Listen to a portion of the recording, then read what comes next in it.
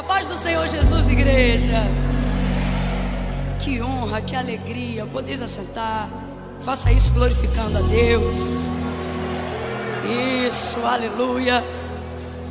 Se você entende que está no melhor lugar que você poderia estar nessa noite, se você entende que você está numa noite de alinhamento, se você compreende que o nosso corpo voluntariamente ele não produz espontaneamente nada que seja para a glória de Deus. A nossa natureza, ela é natural mesmo quando não é carnal, ela é egoísta. Então todas as vezes que nós nos reunimos para adorar e que rompemos com cansaço e tantas outras coisas que tentam disputar nossa mente o tempo todo num culto como esse, todas as vezes que somos capazes de oferecer para Deus aquilo que estamos entregando hoje aqui, essa obra não é nossa, essa obra é do Espírito Santo.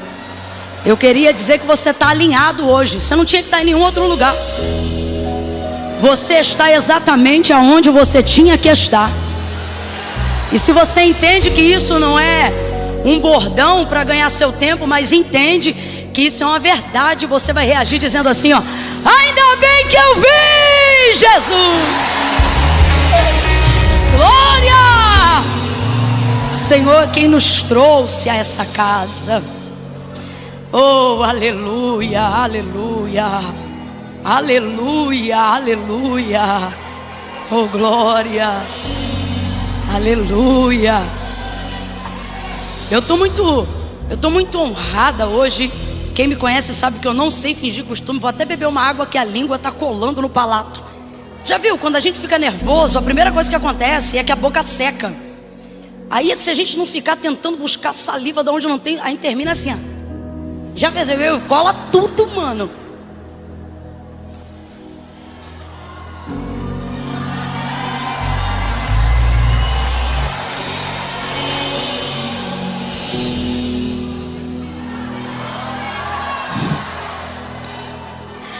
Pode beber água aqui ainda, não pode? Então não fica me secando, não.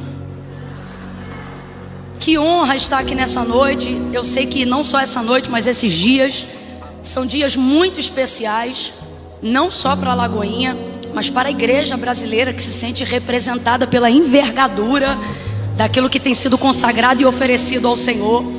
E eu posso falar isso porque eu não sou membro dessa igreja, mas sou membro do corpo universal de Cristo aqui na terra. E eu posso falar isso porque se eu estivesse falando como um membro congregacional, local, pareceria até que eu estou puxando sardinha para a igreja.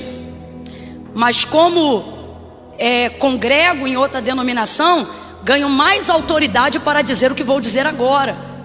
Porque como igreja brasileira, a gente se sente representado por vocês essa grande temporada de sacrifício que está sendo oferecido aqui em louvor ao Senhor. Quando nós vemos as bandeiras dos outros países e do Brasil, a oração que foi feita aqui por todos os pastores que representavam no altar, mas por aqueles que estavam aqui também, eu via claramente em visão aberta um óleo grande demais para caber dentro de uma casa só. E isso está transbordando e escorrendo. É essa a comunhão que o salmista prometeu. É como óleo precioso que desce, que desce, e que desce sobre a cabeça, e que desce sobre a barba, e que desce sobre o colarinho, e que desce sobre a orla das vestes. A igreja brasileira sente, nem que seja para receber lá na bainha, mas o que nós sentimos aqui é isso, é que este óleo que o Senhor tem derramado sobre esta igreja que tem visão de reino, desce sobre toda a estola sacerdotal que veste o corpo de Cristo sobre a terra. Aonde houver alguém que se chama pelo nome do Senhor, recebe esse mesmo óleo de envio, recebe esse mesmo óleo de autoridade. Eu não estou falando isso para alegrar ninguém, eu estou falando isso porque é uma verdade. Enquanto Deus usava a vida do pastor André Valadão aqui em cima, em prioridade sobre aqueles que estavam aqui, eu via claramente a bênção geracional. Uma das coisas que Lagoinha Global Conference está trazendo é a bênção geracional. Deus está falando comigo. Aquilo que eu confiei a Abraão e que eu comecei em Abraão se estende sobre todos aqueles que se chamam pelo nome do Senhor. Então, aonde houver um homem e uma mulher de Deus que entende aquilo que Deus fez a partir de Abraão, entende que não cabe só em você, mas está vindo sobre você, sobre a tua comunidade, sobre a geografia onde você governa, aonde Deus te enviou, aonde Ele vai te enviar. E se tiver pai, mãe, se tiver ventres de mulheres aqui, até se forem estéreis, mas se estiverem debaixo da palavra, aguardando o cumprimento da promessa, o óleo que desce aqui, ele vem sobre você, vem sobre a tua casa e vem sobre os filhos dos teus filhos, os filhos dos filhos, nos teus filhos e nos filhos dele. Você não está entendendo? Deus está dizendo: amplia o teu entendimento, porque vocês estão fazendo culto, mas não é só culto. Tem noite que é culto e tem dia que nós estamos fazendo história, um legado espiritual, uma estaca está sendo fincada aqui nesses dias. Há um altar, recalaçou Manácia. Eu sinto a autoridade de Deus para falar isso. Há um altar, e é algo que foi consagrado com tanta santidade, com tanta pureza, com tanta visão de reino, que eu creio que vocês têm humildade para ouvir o que Deus me manda dizer agora. Mas também, se não tiver, aí reclama na gerência, não é comigo, porque eu não invento nada, só sou porta-voz do que Deus me manda entregar. E o que Deus me mostra aqui é que o altar foi tão grande, foi tão alargado, foi tão preparado, foi tão orado, foi tão jejuado, que ele diz: é grande demais para ser de uma denominação. Hoje eu recebo o sacrifício de adoração da nação brasileira.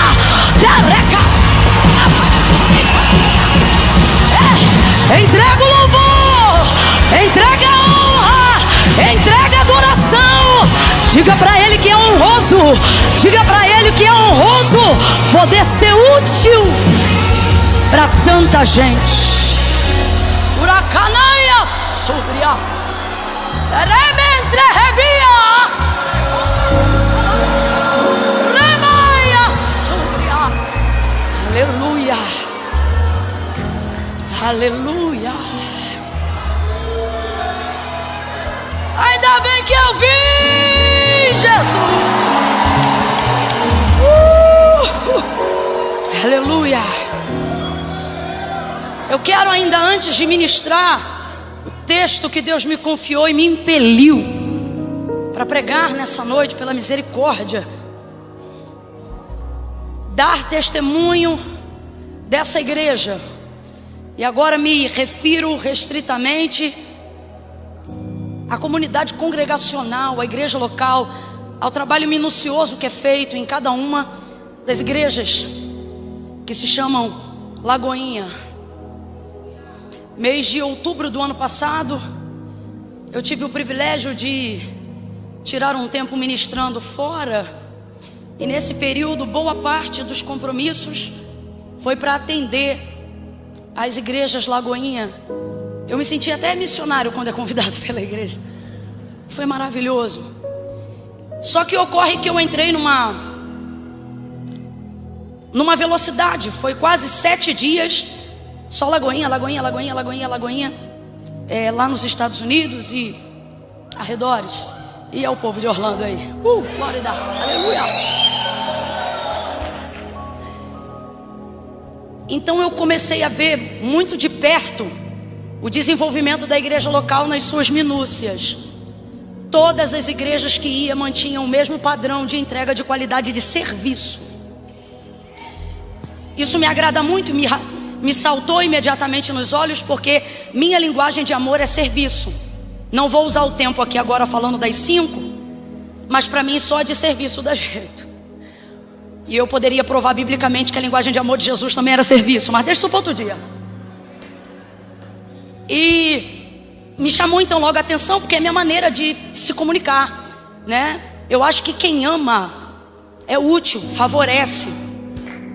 E Comecei a perceber isso nas igrejas de vocês. E muito organizado. E você via que era uma entrega visceral. O que é uma entrega visceral, Camila? Uma entrega que vem de dentro. Não tinha nada mais ou menos. E cada um de acordo com a sua força. Fui em algumas igrejas grandes, fui em algumas igrejas menores, igrejas que estavam começando, e, enfim. E aí eu não queria contar e nem falar nada com ninguém. Então, das 3 últimas igrejas que faltavam eu atender, eu entrei em oração, até que cheguei num culto de uma igreja específica, quando vi o retrato e a reprodução daquele mesmo comportamento, aquela mesma identidade, aquele mesmo servir, aquele mesmo voluntariado, aquela mesma entrega, eu orei ao Senhor durante o culto, e eu disse assim: Senhor, o que é que eles têm? O que é que... Eu fiz essa pergunta. Eu quero aprender, eu quero conhecer, eu quero poder também falar a outras pessoas. A própria Lagoinha Alphaville hoje, eu não sei se você sabe, mas ela é uma igreja. E isso para nós aqui no Brasil, entenda, rapaz, eu me sinto honrada como igreja, mesmo não sendo da mesma denominação. Porque a Lagoinha hoje no Brasil, Alphaville, por exemplo, estou dando o exemplo daqui, porque estamos nessa geografia que está sediando a Global. Ela hoje é uma igreja onde eu estava em Petrolina, de lá fui para Juazeiro. E aí, tem gente aí, ó. E aí pessoas de outras igrejas falaram: estive lá tal dia. E como é amigo meu, e agora de 15 em 15 eu estou aqui, que né, a gente não dá muito ruim não, que meu pastor Silas pode estar ouvindo. E aí eu disse: e aí, como é que foi lá? O pastor que veio aqui é um dos 5 homens que eu tenho como maior referência de ministério masculino no Brasil. E ele tirou um dia e veio para cá. E aí na hora, por estar meio aqui, fiquei preocupada com qual foi o testemunho que a igreja passou, porque ele veio num dia que eu também não estava. E aí eu falei: e aí, como é que foi lá? Te receberam, te levaram para ver e tal? Aí ele: tudo. Eu gastei 3 horas lá dentro. Corredor, não sei, ou seja, trataram ele sem saber quem ele era, a nível assim. Ele não, eu perguntei: você falou com alguém antes? Ele: não. Chegou, recebido, tratado, pá. E aí isso responde o testemunho que eu quero dar. Então no último dia eu falei: Senhor, o que eles têm? Porque eu já passei também em lugares onde eu defendo a igreja. Irmãos, e quem defende a igreja defende qualquer congregação. Que a igreja é o corpo de dentro. As placas têm que ficar onde de fato estão, do lado de fora. E vez ou outra, no crescimento de vocês, para a glória de Deus, eu vi alguém indignado. Ah, mas também. Aí eu aproveitei essa viagem, observei, orei e eu falei: o que o Senhor me falar é o que eu vou dizer para quem perguntar. Então a melhor coisa é você poder pedir Deus para dar testemunho de alguém. E eu falei: eu não vou perguntar para ninguém, porque eu tenho muitos amigos aqui, mas eu não vou perguntar para ninguém. Senhor, eu falei com o Senhor, falei: Senhor, o que eles têm? Por que eles são assim? Diante de Deus, são raras as vezes em que Deus fala com um versículo ou uma palavra para mim, porque normalmente a revelação de Deus, ela vem com uma convicção, ela não vem com uma verbalização. Quando você diz assim: o Espírito falou comigo, você não lembra de uma frase montada, você lembra de uma convicção que você sentiu. Só que nesse dia Deus falou comigo com uma frase arrumadinha. Ele disse assim para mim: é que eles não comem o pão da preguiça. Deus falou isso para mim. Deus disse: eles não comem o pão da preguiça. Eles fazem, vão. E entende que no voluntariado está o sacrifício, a entrega devocional. Só hoje chegando aqui, eu percebi pessoas que eu conheço um pouco, e você vê que elas estão cansadas, mas estão assim, ó, entendendo que o serviço é um incenso suave, eretas. Então eu quero dar testemunho disso para vocês, como alguém que visita, como alguém que vem de fora, como alguém que atende como pregadora, mas que também tem amigos que frequentam para poder observar e dão o mesmo testemunho. Então assim, não esmoreçam as vossas forças. Vossa obra não é vã no Senhor, mas tem recompensa. O senso de pertencimento que o voluntariado dessa igreja desenvolve quanto igreja, está fazendo com que outras igrejas que não frequentam a mesma escola desenvolvam o mesmo senso de pertencimento e de dignidade de quem serve. Então, por favor, como alguém que vem de fora e pode dar testemunho, eu sei que para funcionar de vez em quando o pau canta na casa de Noca. Mas eu quero dizer para vocês que isso já passou de ser sobre vocês há muito tempo e transcendeu e está fazendo escola para a glória de Deus. Então não parem, não parem. Eu gostaria de pedir agora a melhor salva de palmas para os voluntários que servem incansavelmente essa igreja. Aplauda ao Senhor que dá força ao cansado, que renova as forças daquele que não tem mais vigor. Se você puder, libere um aleluia, libere um glória a Deus e agradeça a Deus pela vida das pessoas que estão aqui e que fazem essa identidade ser reconhecida internacionalmente. Aplauda o Senhor por isso. Deus abençoe. Amém. Eu não ia ter paz se eu não testemunhasse isso hoje aqui. Aleluia. Aleluia. Eu vou falar rasgado que é para todo mundo entender. Não é porque é jovem. Não, não é. Não é porque é parede preta. Não, não é, irmão. É porque trabalha. É porque se trabalha e não se trabalha pouco, não. Trabalha muito. Só que às vezes não se percebe porque é um trabalho oferecido em secreto. Como assim? Não tem farisaísmo de trabalhar e mostrar que todo mundo está trabalhando. Já fica de preto que é para ficar incógnito no meio da galera. Então Deus vos abençoe. Hoje eu vejo que a única coisa que poderia abalar vocês seria somente uma coisa, aquela que abala todos os homens e mulheres que estão dando certo. O quê? A vaidade, é a única coisa. Eu peço, como membro ativo da Igreja de Cristo na Terra, não se achem, não se sintam, continuem mantendo essa humildade. Estou falando como ovelha, como membro do corpo de Cristo. Porque nada, Camila, mas é tanta guerra, tanto levante. Aprendi esses dias com o homem de Deus, vou entregar isso aqui para vocês. Tudo que se levanta contra você e que Deus não elimina do teu caminho é porque não tem poder de te destruir. Só vai te polir, só vai te treinar. Tem inimigos contra nós quanto igreja que os anos passam e a gente continua lutando. Tem hora que essa batalha cansa, dá uma agonia. De vez em quando, se a gente não vigiar, a gente chuta a tenda do tabernáculo. Mas eu ouvi esses dias de um homem de Deus e não esqueci mais isso. Ele disse: Camila, tudo que Deus permite incomodar e Ele não tira, é porque você não precisa disso para limpar teu caminho, é porque não te destrói. Guarda isso no coração de vocês, viu? E não deixa o narcótico nocivo mais antigo do mundo, que já derrubou a tantos, nos derrubar também. Grita assim pro teu irmão e fala: vaidade não. Olha aqui para mim. Vaidade é mais viciante do que cocaína e açúcar. Não deixa. Deus está mandando eu dizer isso aqui para alguém. No ponto que você está hoje, só você derruba você. Não deixa. Não deixa. Grita aí pro teu vizinho e diz: comigo não. Fala: o sangue de Jesus tem poder. Clama pelo sangue. Então eu estou muito honrada, estou muito feliz de estar aqui.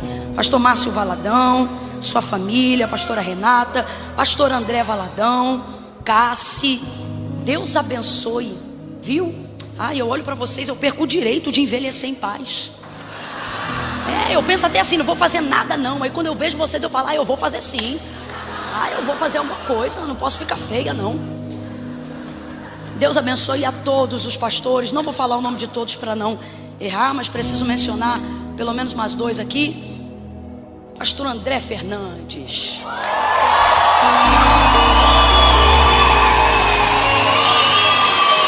Quezinha, que está por aí em algum lugar. Eu amo, pastor André Valadão. Eu amo essa sua ovelha, esse seu pastor, porque todo mundo chama todo mundo para dividir fracasso. Essa igreja aqui é uma bênção. Sorriso de Deus, a luz do rosto de Deus resplandece aqui. Deus olhou para cá. E aí esse abençoado aí que trabalha, vive, não sei o que, e podia seguir o fluxo. Aí falou comigo, com meu marido, que Deus falou com ele. Eu falei: Deus fala mesmo com esse homem, porque só Deus fala essas coisas. Falou: você não quer vir aqui não? Fazer o culto? Ouça, e o culto também, a nossa conferência, uma benção. E meu marido, que é muito mais inteligente do que eu, Ele disse assim: Camila, pessoa rara. Eu disse: por quê? Ele disse: porque todo mundo chama alguém para ajudar na dificuldade, mas para dividir sucesso é raro. É a nobreza desse cara aí que está do seu lado. Eu amo. E eu te amo, pastor Flavinho. Manda um beijo para Isa. Eu amo sua vida. Tu me lembra Jesus, cara. Eu olho para você, eu tenho vontade de ser crente. Eu falo: eu não sou crente não, cara, eu tenho muito que melhorar. Ele é tão crente que eu tô aqui falando, olhando para ele, na cabeça dele ele já tá assim: Senhor, a glória é tua, tem misericórdia de mim, me cobre com teu sangue. Evangelho de Jesus, segundo escreveu João, capítulo de número 19. Abra aí a sua Bíblia. Evangelho de Jesus, segundo escreveu João, capítulo de número 19. Oh glória. Aleluia, aleluia. Quem encontrou, diga amém. Encontrou nada, não ouvi nem tua Bíblia, não vi nada. João capítulo de número 19, versículo 23 em diante. Presta muita atenção, irmãos. Não foi eu que escolhi esse texto, tá? Não foi. Deus levou a sério esse negócio de global que vocês fizeram aí. Agora aguenta. Versículo 23 do capítulo 19 diz assim: tendo os soldados crucificado a Jesus, tomaram as suas vestes e dividiram-na em 4 partes, uma para cada soldado. Tomaram também a túnica, que era sem costura, toda tecida numa peça só de alto a baixo, e disseram uns aos outros: não a rasguemos, mas lancemos sorte sobre ela para ver de quem será. E isto aconteceu para que se cumprisse a escritura que dizia: dividiram entre si as minhas vestes, e sobre a minha túnica lançaram sortes. Foi o que fizeram os soldados. Verso 28. Mais tarde, sabendo Jesus que tudo já estava consumado, para que a escritura se cumprisse, ele disse: tenho sede. E estava ali um vaso cheio de vinagre. Embeberam de vinagre uma esponja e colocaram-na numa vara de ísopo e chegaram na sua boca. Quando Jesus recebeu o vinagre, ele disse: está consumado. E inclinando a cabeça, entregou o Espírito. Quem está acompanhando, diga amém. Como era o dia da preparação dos judeus, para que os corpos não ficassem expostos na cruz durante o sábado, porque este sábado era um grande dia, rogaram-lhe a Pilatos que fossem quebradas as pernas dos crucificados e que fossem tirados de lá. Foram então os soldados e quebraram as pernas do primeiro e do outro que com ele fora crucificado. Mas chegando-se a Jesus, vendo-o já morto, não lhe quebraram as pernas. Olha aí para o vizinho e diz: quebrar ninguém quebra. Fala de novo, diga: quebrar ninguém quebra. Contudo, um dos soldados transpassou-lhe o lado com uma lança, e imediatamente saiu sangue e água.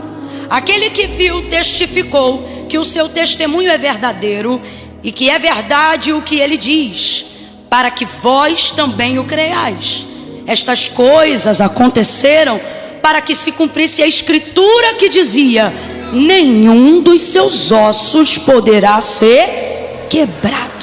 E você diz amém. Diga amém por essa palavra. Eu vou contar de 1 a 3, e no 3 você vai dizer para o vizinho: quebrar ninguém quebra. Não contei até 3 ainda. E se a ansiedade, Jesus te cura hoje. No 3 você vai dizer: quebrar ninguém quebra. Menino, Deus te cura. 1, 2, 3, diga. Guarda isso. Ninguém quebra quem está debaixo de uma palavra. A palavra de Deus, ela é inquebrável. A palavra de Deus, ela é inquebrável. Não existe nada na terra que seja mais poderoso do que a palavra de Deus. Pela palavra os mundos e tudo que há neles foi criado. É isto que está na própria palavra. Porque céus e terra não foram feitos de prova aparente do que se vê, mas antes foram criados pelo poder da sua palavra. Quando você olha lá para Gênesis, você vai ver que é a palavra de Deus que manifesta tudo aquilo que é concreto, provando que aquilo que é espiritual predomina sobre o que é físico. O que é físico tem até o poder de comunicar coisas espirituais, mas não tem o poder de determinar sobre coisas espirituais. O salmista vai salmodiar messianicamente no salmo de número 8, e ele vai dizer que quem está na terra só manda, governa sobre aquilo que é da terra. Mas quem está no céu, manda na terra e debaixo da terra. Isso está falando sobre hierarquia espiritual. E isso coloca o mundo espiritual em primazia em relação a tudo aquilo que você compreende por governo, hierarquia ou autoridade. Tanto é que é por isso que muitas pessoas, muitos ministérios, por que não dizer até congregações, têm perdido força, porque se tornaram excelentes em métodos, em aplicações, mas perderam a capacidade de desenvolver a sua vida espiritual. Sua vida espiritual já não é mais prioridade. Eu vou orar se der tempo, eu vou buscar se der tempo. Se der tempo eu falo com Deus. E depois se pergunta onde está o poder de Deus. O poder de Deus e as visões de Deus não são para homens naturais, não são para homens carnais. A todo homem a quem Deus deu uma visão, primeiro avaliava a sua conduta espiritual. Deus não fala com quem fala dele, Deus fala com quem fala. Tem diferença. E às vezes a gente passa o nosso dia e a nossa vida falando de Deus, inclusive no ministério. E eu vou usar esses termos porque eu sei que a maioria dos que estão aqui pertencem à Igreja de Cristo. Passamos o dia trabalhando, falamos de Deus o tempo todo. Quando alguém nos conta uma notícia, uma tragédia, qualquer coisa do tipo, a gente traz o nome de Deus para a conversa, fala de Deus, diz que acredita que Deus pode resolver, porque de fato e de verdade Deus é o único na nossa vida. Ele permeia as nossas conversas, Ele permeia as nossas decisões.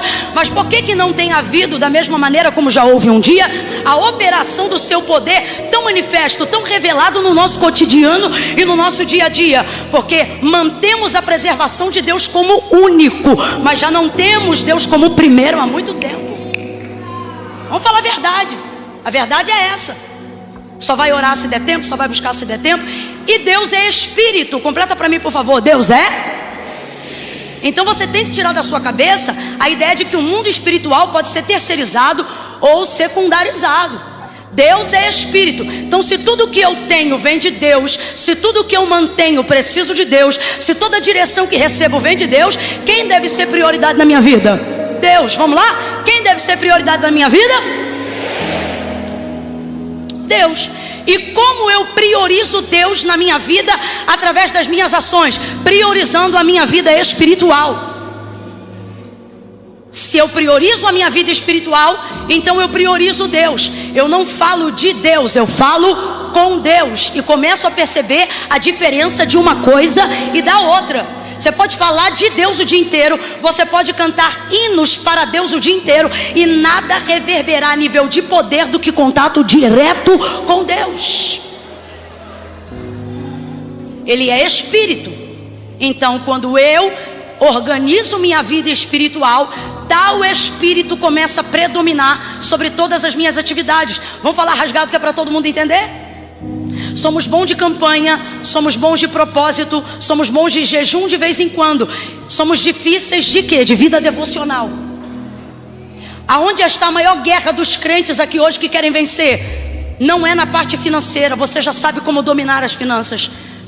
Não é na parte familiar, nunca se falou tanto sobre conduta emocional, nunca se discerniu tanto sobre comportamento. Hoje tem psicólogo que fala como se fosse, ou melhor, tem gente que não é psicólogo e fala como se fosse psicólogo, porque o material de conhecimento fornecido, ele está se tornando quase que educacional. Então a gente fala com liberdade sobre todas essas coisas. A gente desenvolve na área da finança, desenvolve na área da família, desenvolve no conhecimento dos próprios traumas. Tem gente aqui que não se rende à terapia, não se rende à psiquiatria, mas já diagnosticou o próprio problema.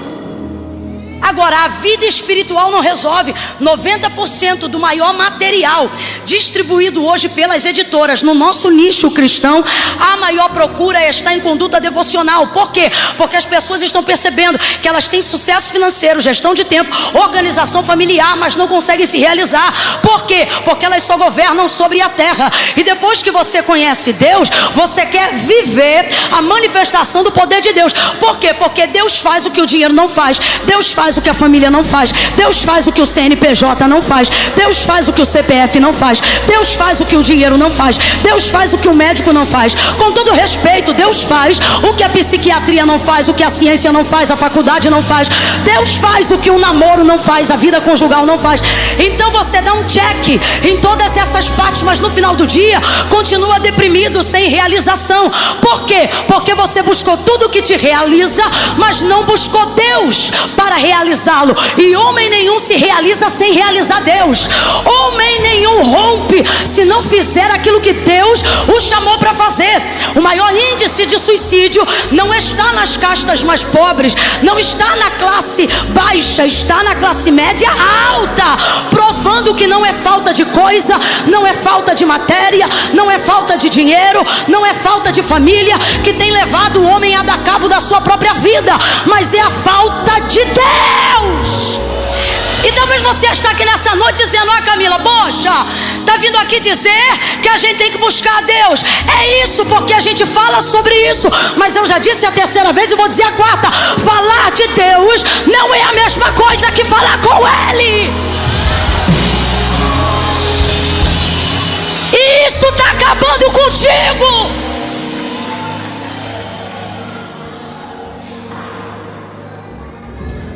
Não é hormônio, é a tua ausência do lugar devocional, porque você não prioriza mais a vida espiritual.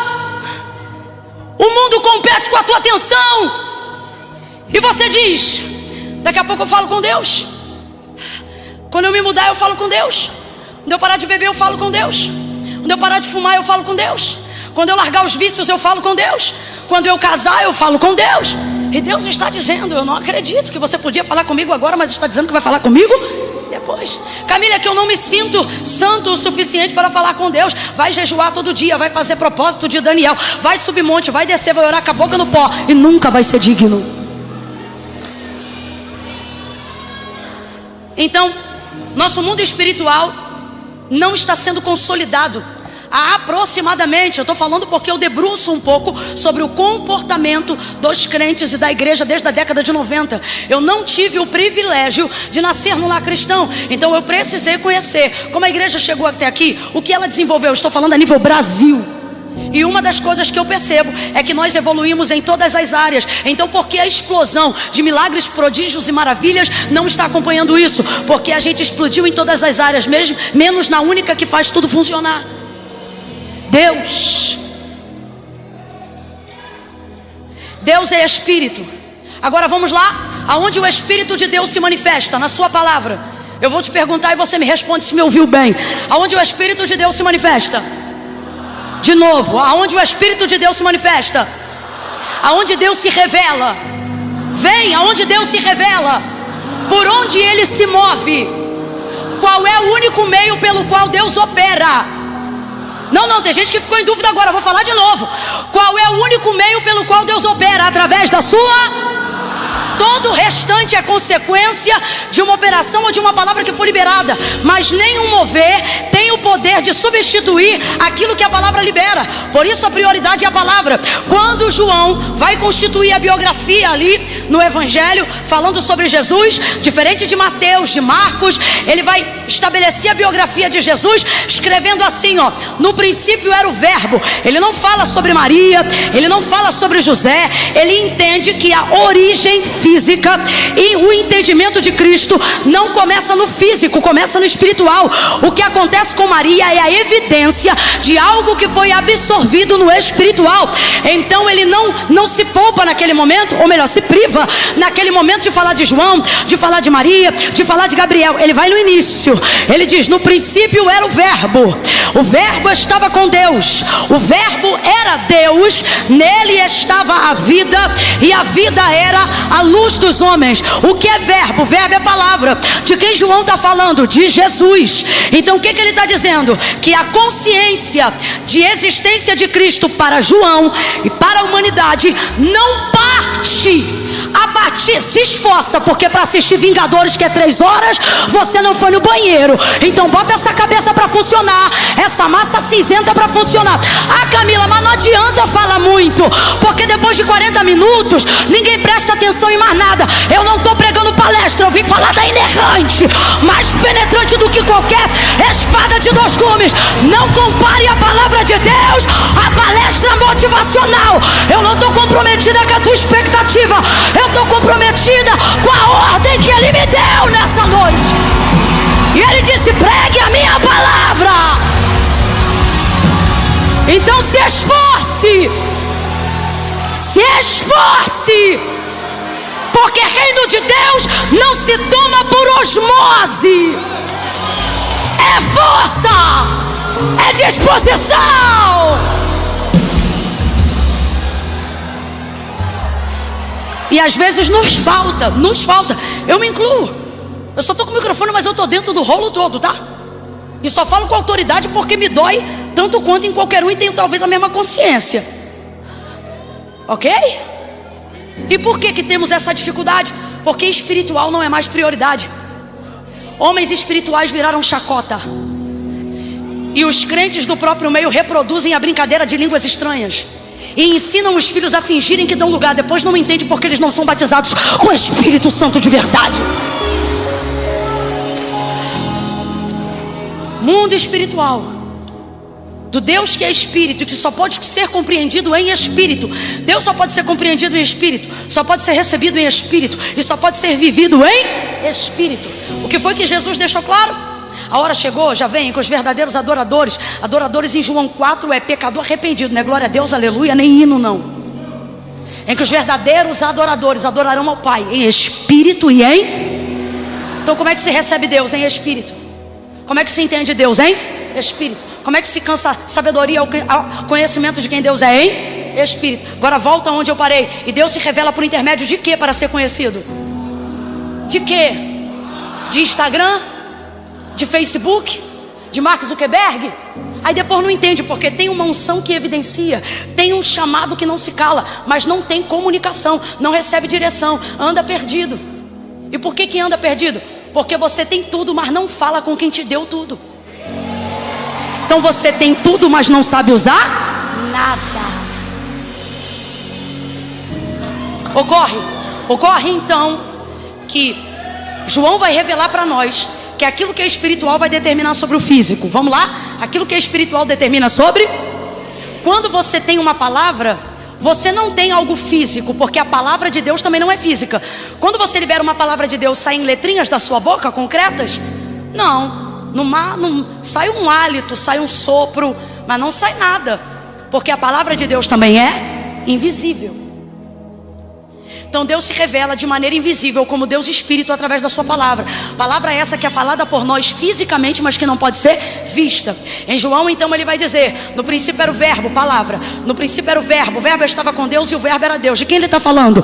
De Jesus. O que ele está dizendo? A evidência do que vocês veem agora não está vindo agora. Ela já veio muito antes da fundação do mundo. Antes do haja luz já tinha o haja cruz.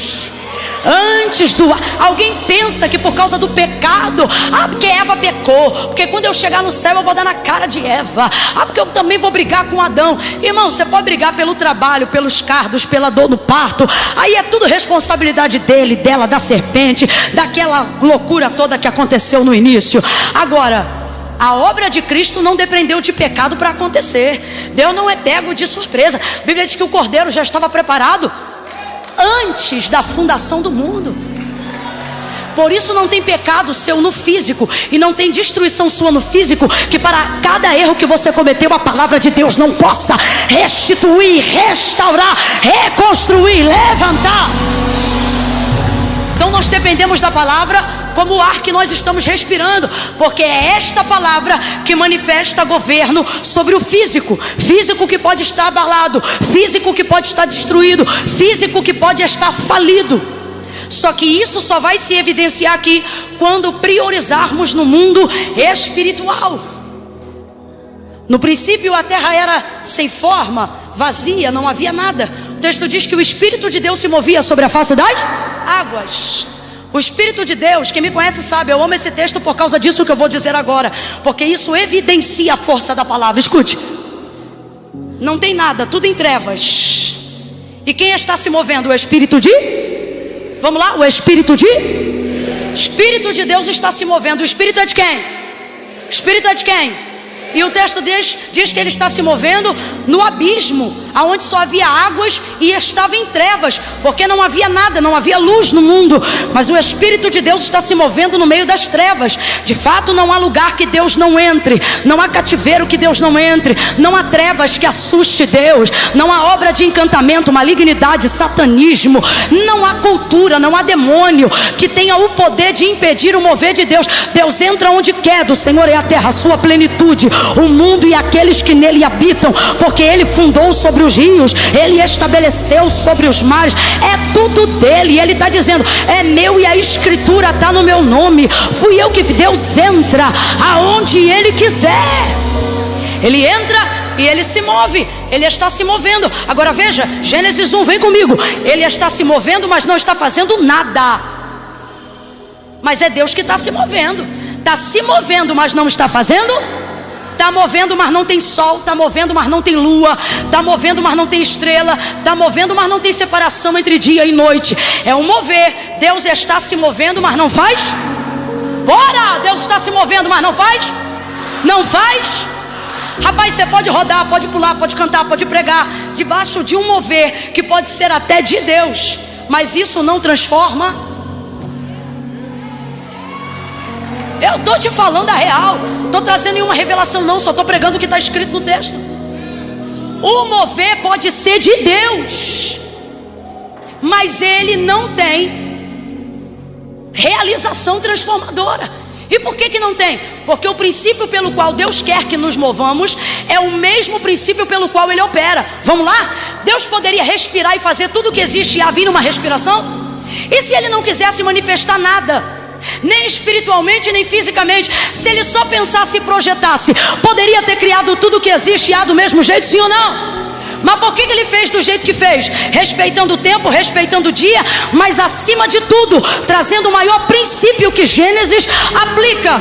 O princípio pelo qual ele quer que nós nos movamos, ou seja, pela palavra, é o mesmo princípio pelo qual ele opera, mesmo não precisando. Então veja, Deus está se movendo, mas não faz nada. Só que o texto diz, e disse Deus. Você esforça mais um pouco, eu já vou começar a aplicar, mas você tem que entender isso aqui. E disse Deus. Ah, Camila, não está dando para mim não, eu estou tomando leite há mais de 1 ano. Então vai-te embora que tu vai começar a enjoar, porque pão sólido vai começar a descer agora. E disse Deus. Está se movendo, mas não faz nada. É o Espírito do próprio, mas não faz nada. Mas quando ele fala, o que isso significa? Quando ele manifesta a palavra, vamos embora. Quando ele manifesta quando ele manifesta a a palavra, tudo que ele fala começa a acontecer. E disse Deus, haja luz, e houve luz.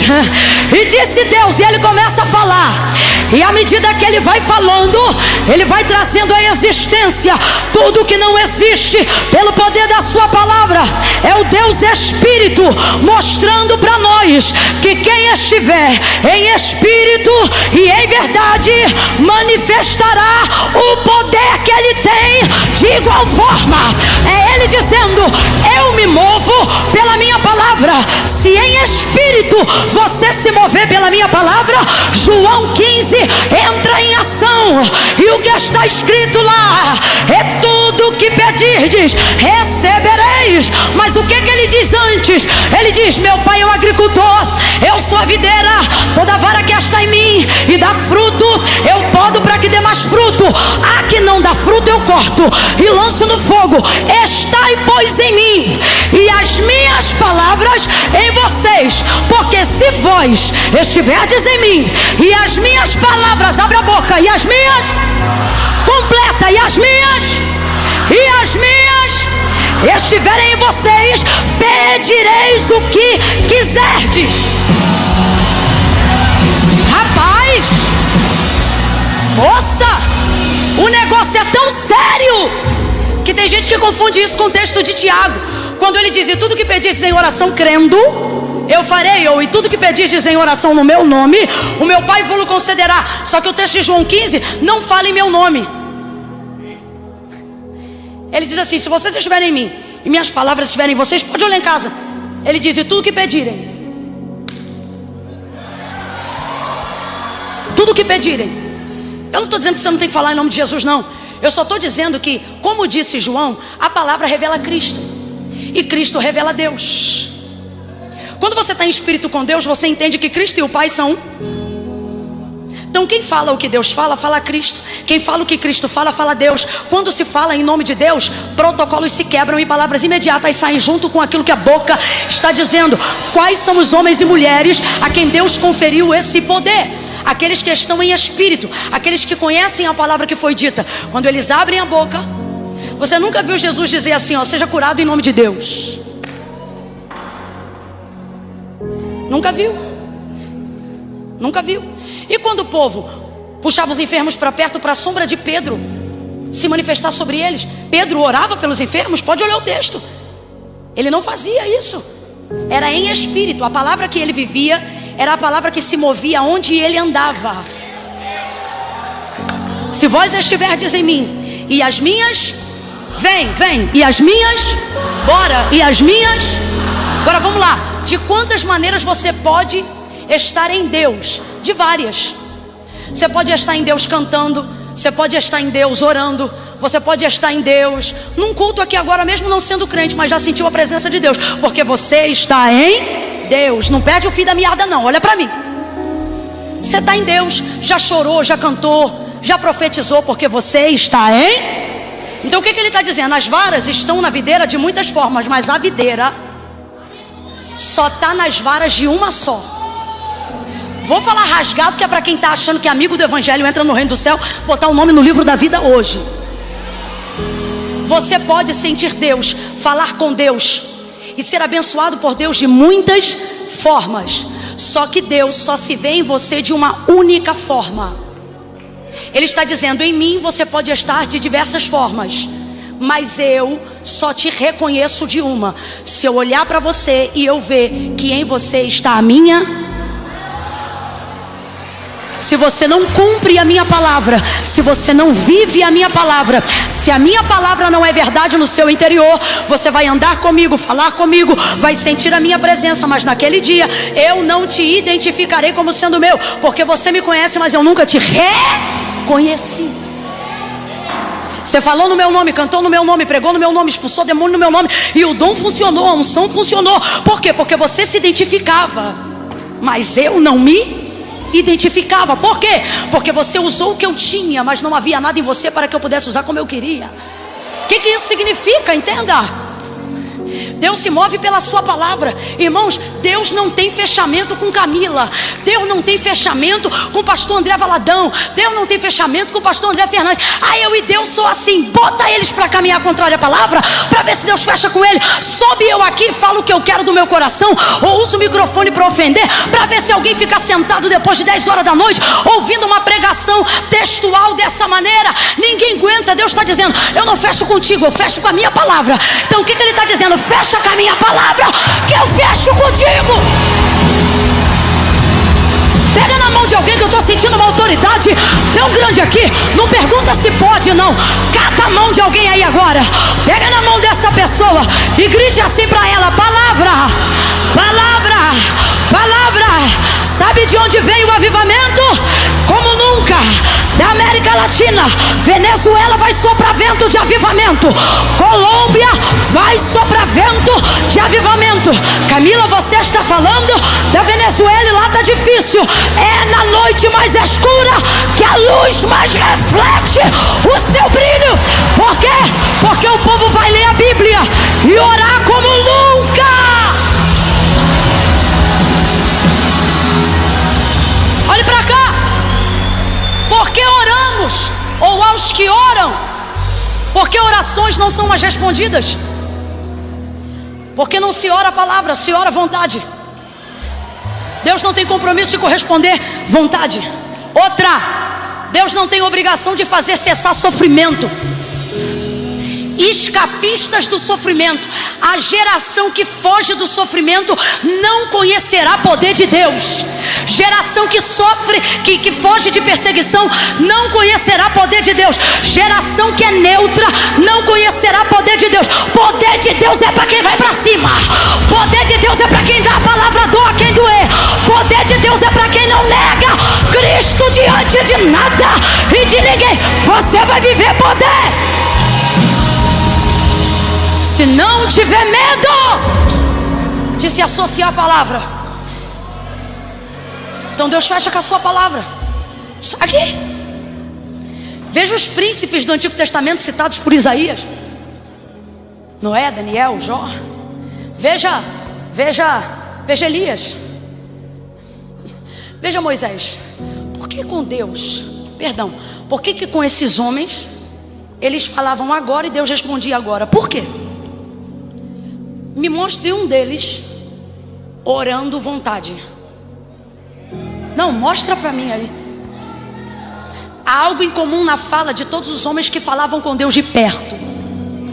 E o que há em comum entre eles é o seguinte: eles diziam assim: porque tu disseste.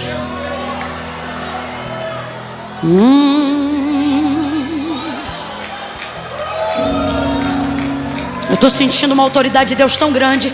Irmão, teu cansaço vai passar antes do culto terminar. Escuta o que eu estou te falando. E quem estava sentindo dor nos ossos e na perna, meu Deus, vai chegar aqui amanhã pulando. E alguém vai falar: o que houve com o teu ciático? Deus está dizendo: quando minha palavra está em movimento, eu não preciso nem mandar para ser curado. Ela corrige tudo que estiver doendo. Ela vai passando em revista em tudo que está fora do lugar. Receba a cura. Receba a cura.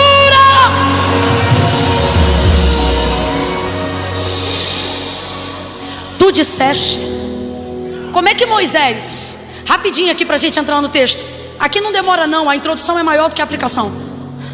Como é que Moisés faz um Deus, abre aspas, não faz, fecha aspas, desistir da aparente obstinação de destruir um povo rebelde de dura cerviz, que lhe afronta diariamente no deserto, mesmo diante de tantas realizações? Como um homem, abre aspas, convence um Deus?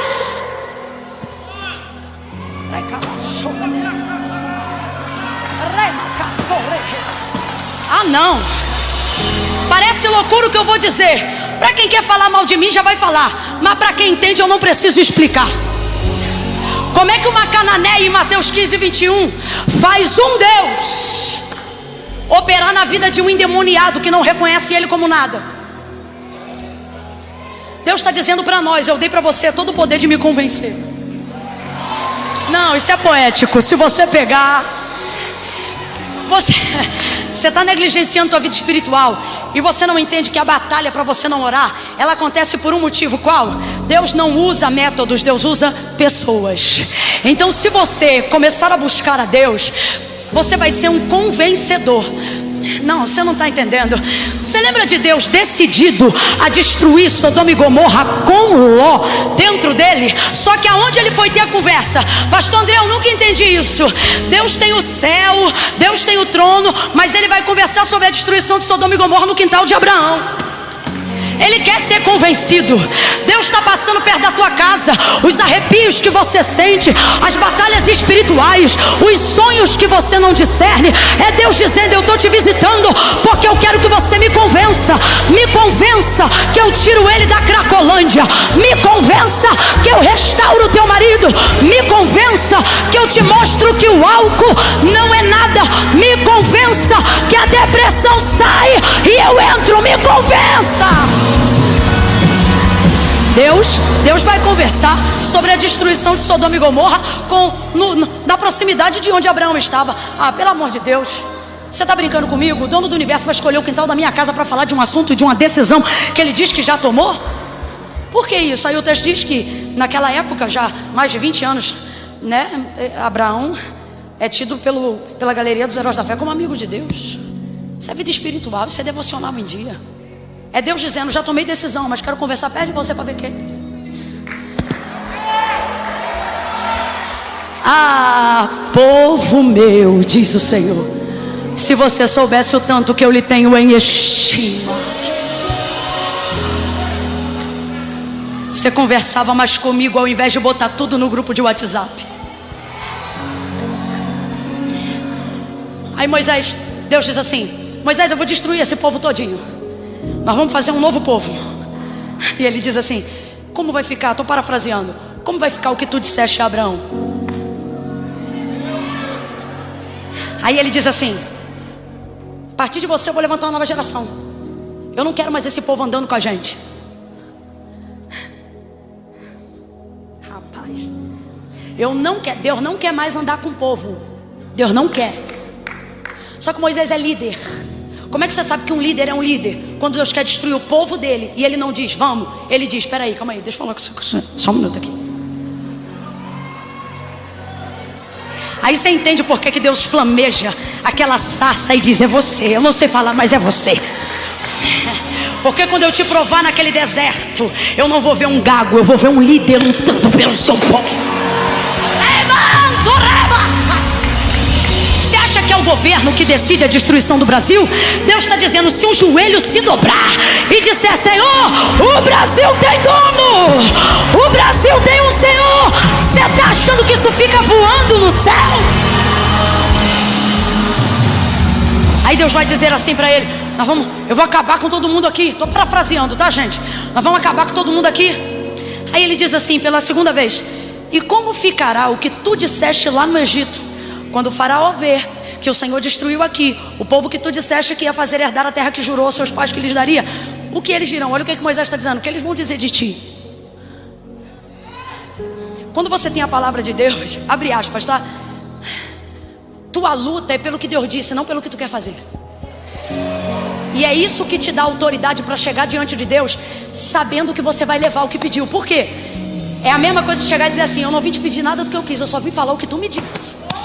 Então eu não estou de abuso. É nessa hora que se reveste do sangue da ousadia. Aí tu entra pelo novo e vivo caminho, mesmo todo requenguela, vacilão, tá devendo. O nome às vezes está até no SPC Serasa, mas você entra dizendo: eu estou entrando em ousadia. Por quê? Porque eu não vim falar do que eu estou devendo, eu não vim falar do que eu errei, eu estou entrando aqui para falar do que tu disseste. E tu responde a tua palavra. Ele disse a Jeremias: eu velo para fazer cumprir a minha palavra. Grita comigo: palavra. Se não gritou, vou te dar mais uma chance. Diga: palavra. Por que a igreja está aqui? Porque nós estamos debaixo de uma. Por que sua família foi alcançada? Porque você acreditou em uma e você começou a viver para ver aquilo acontecer. É o mundo espiritual determinando sobre aquilo que vai acontecer no físico. Crucificação. E eu encerro aqui. Crucificação. Tá crente a beça, hein? João tá tribulado, Pedro já negou, Judas traiu. Uma bagunça na cúpula da igreja.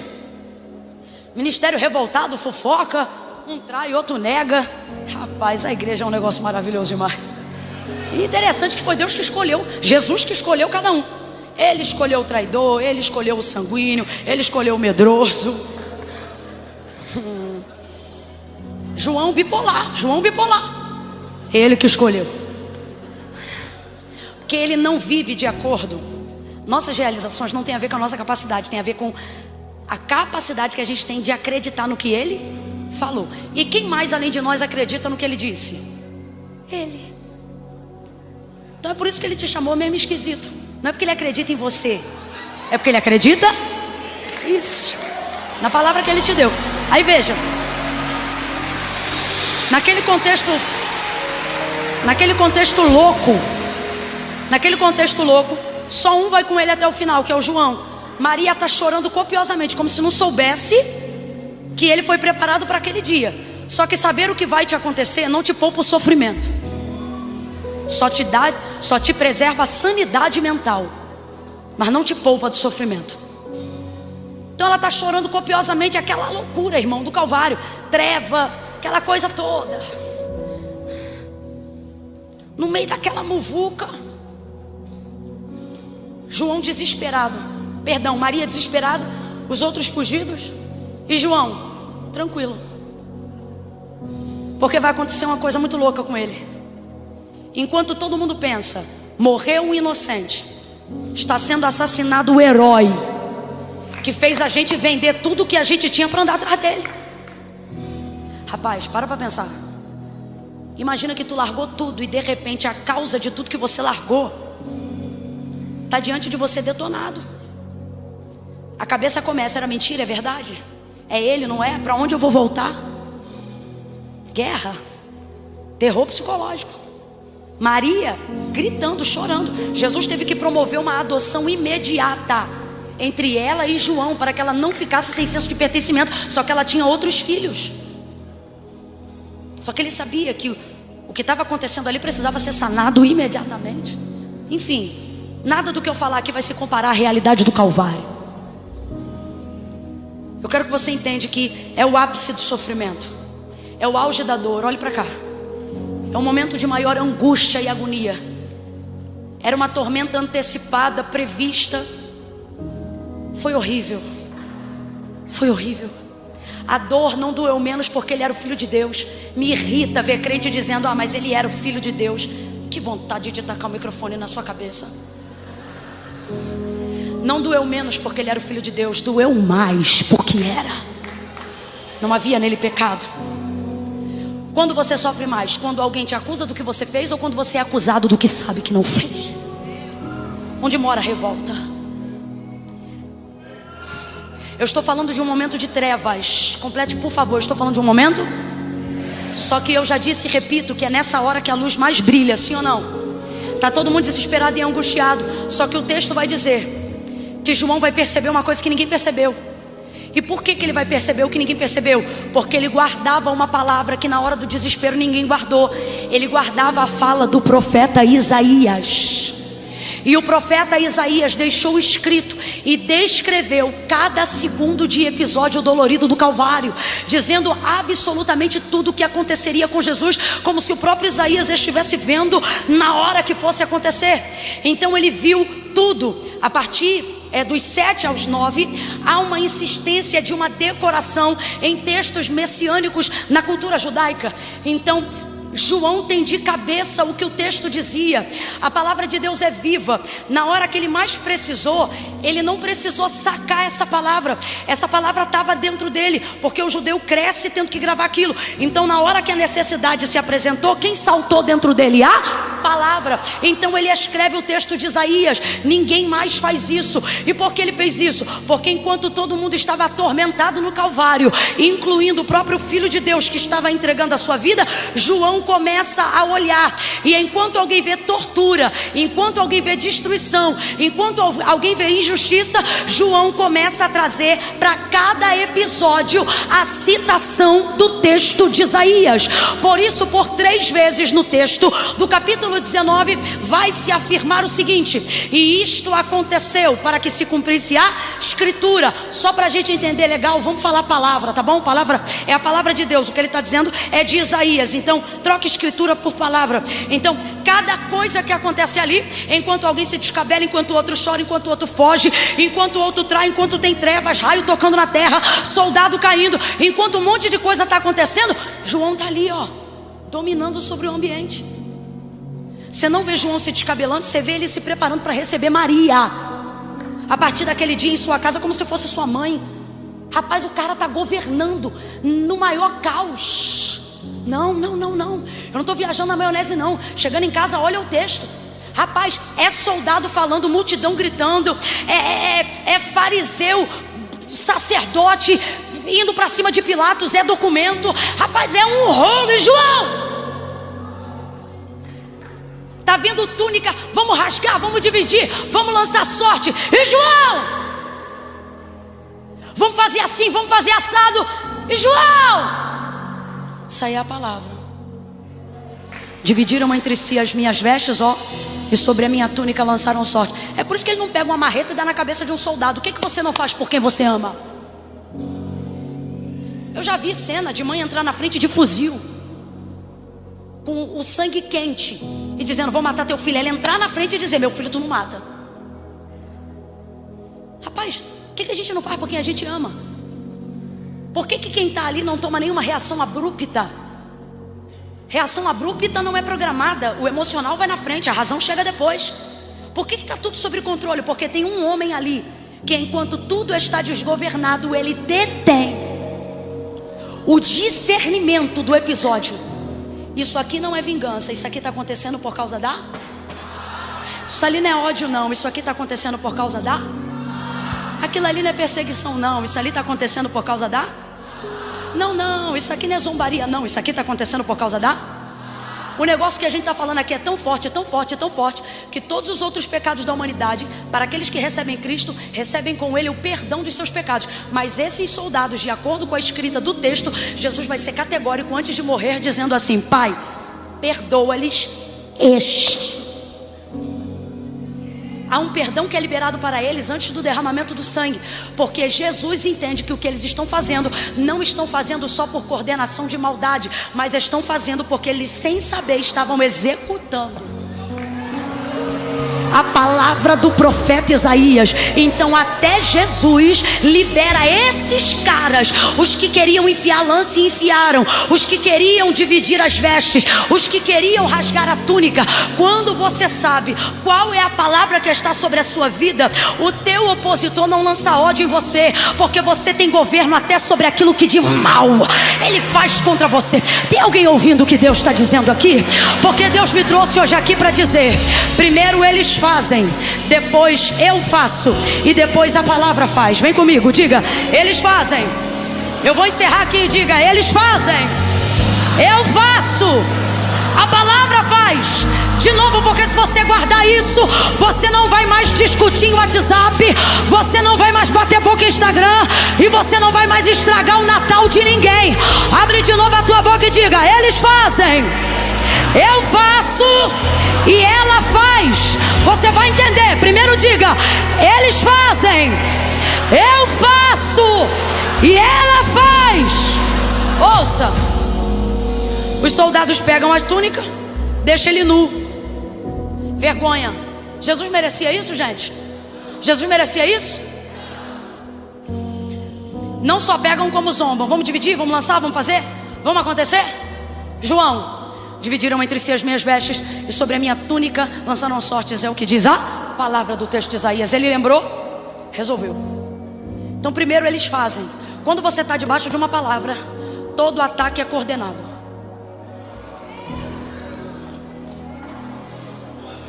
Não, eu tenho que falar isso aqui.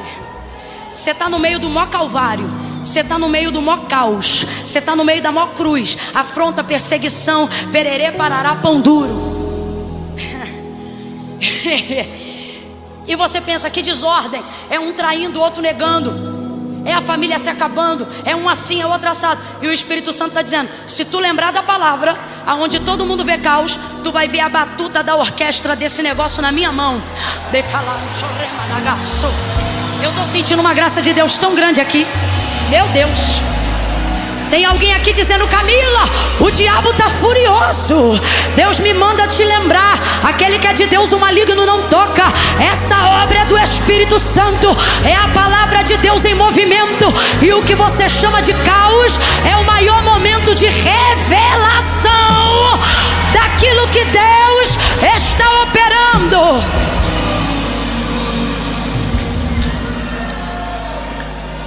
Primeiro eles fazem, agora me responda com inteligência. Eles sabem que estão cumprindo a palavra? Sabem? Os soldados que zombam e que querem acabar com Jesus, eles sabem? Não sabem? Mas tem alguém ali que sabe, olha para mim. Pare de pedir Deus para tratar com quem não sabe nem o porquê está fazendo o que está fazendo. Quem tem que saber é você, filha. Quem tem que saber é você, filhão. Por que eles fizeram isso? Porque estão debaixo de uma palavra. Deixa rolar. Já disse isso aqui uma vez, repito nessa noite. Essa operação aqui está debaixo de uma coordenação da palavra. Você só vai ver aonde todo mundo olha e vê caos. E ali você vai ver poder de Deus quando você souber o que Deus disse ao seu respeito. Sabe por que você está atribulado? Porque você esqueceu-se do que Deus te disse. Deus está dizendo, lembra hoje tudo que eu te prometi. E ao invés de chamar de inimigo, você vai chamar de funcionário. Ah não, prega essa mensagem para alguém e diga, não é adversário. Prega, diga, não é adversário. Fala assim pro teu irmão, não leva pro pessoal. Fala no ouvido dele, fala, não leva pro pessoal. Não leva pro pessoal. É a palavra de Deus em movimento. Deixa falar, deixa queimar, deixa difamar, deixa rasgar. E quando alguém perguntar, viu o que fulano está fazendo com você?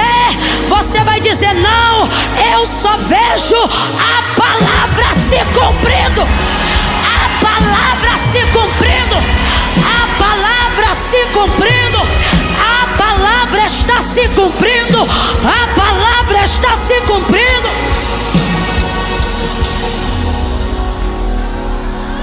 Perdoa!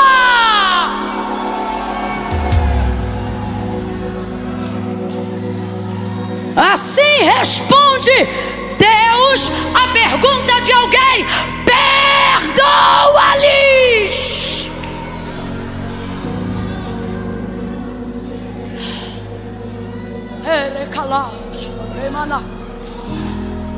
Remanaga sobrilho, remeia lagando ré. Temor do Senhor, toma esta casa. Levanta, ragaço. Libere, libere, libere quem rasgou tuas vestes.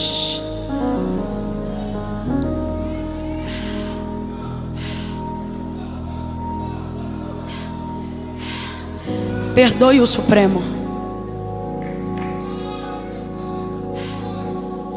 Perdoe os governadores.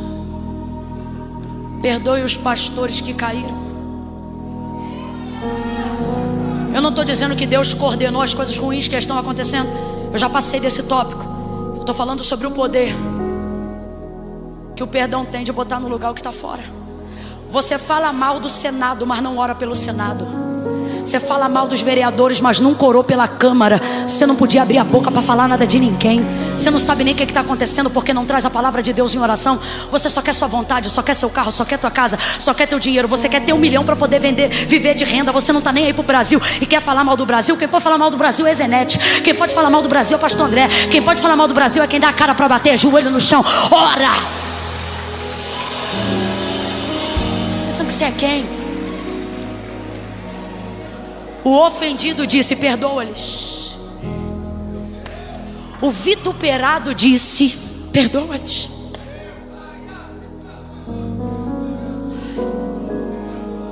Primeiro eles fazem. Primeiro,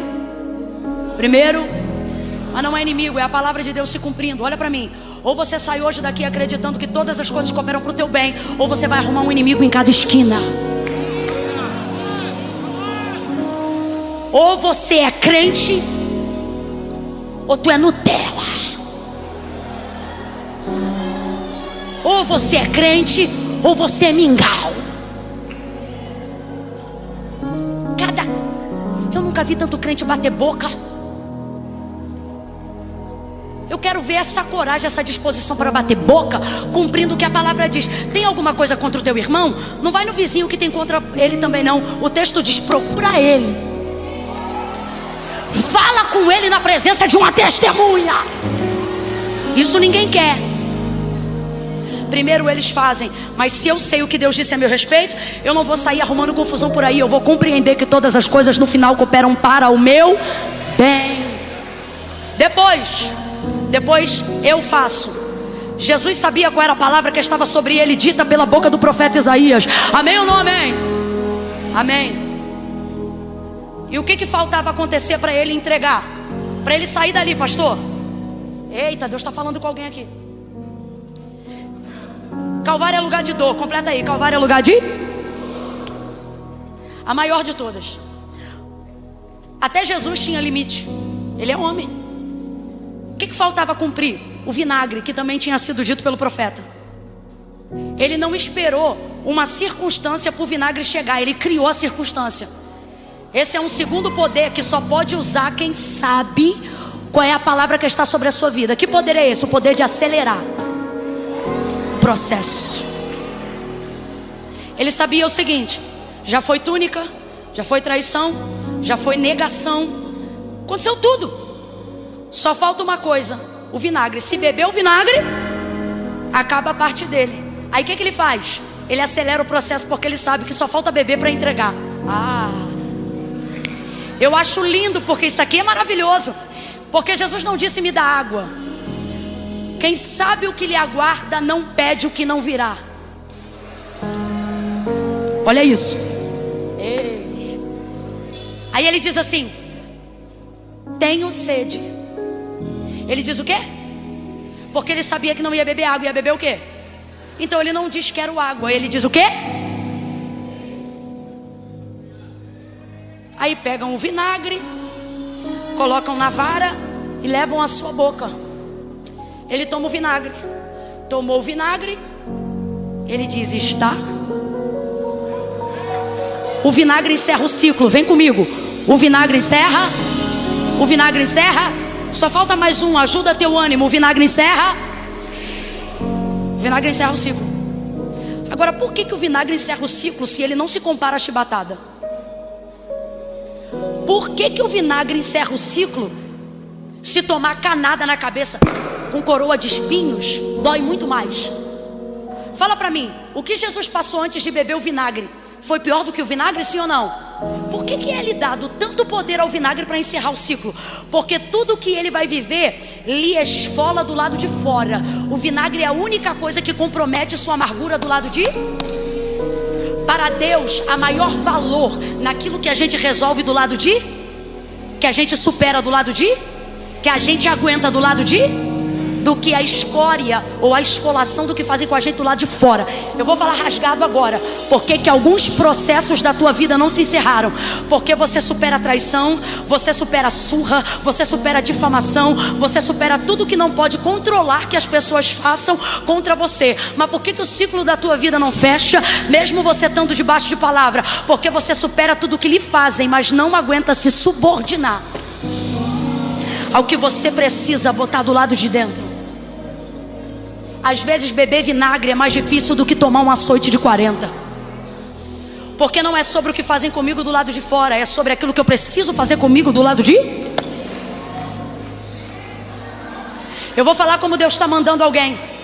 Quer ver esse processo encerrar antes de dezembro? Tu não precisa de 31 de dezembro para viver uma virada. Tu só precisa beber esse vinagre que está diante de você agora. Toma esse vinagre. O que é o vinagre? O vinagre é o que a oposição lhe deu. O que é o vinagre? O vinagre é alguém que precisava de água, mas foi lhe dado azedo. E ele não vomitou, ele não cuspiu. O texto diz que ele tomou. Deus está dizendo: para de acusar, para de bater, toma!